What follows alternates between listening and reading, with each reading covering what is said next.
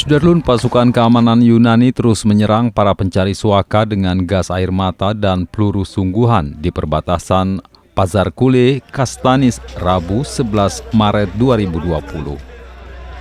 Lebih dari 3.000 pengungsi dari Suriah telah berkemah di dekat perbatasan barat laut Turki dengan Yunani selama 13 hari terakhir menunggu untuk menyeberang ke Eropa.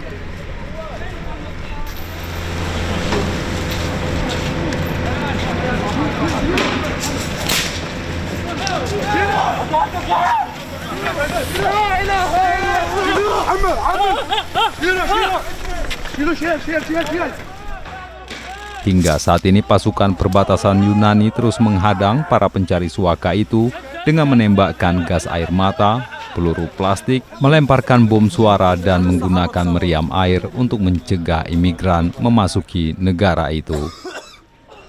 Para pengungsi termasuk anak-anak, bayi dan perempuan juga terkena dampak gas air mata.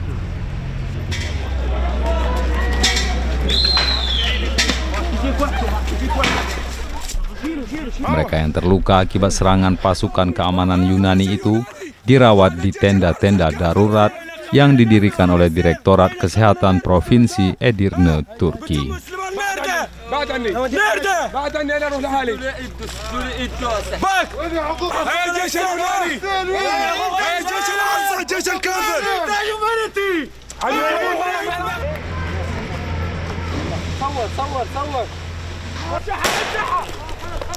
ركع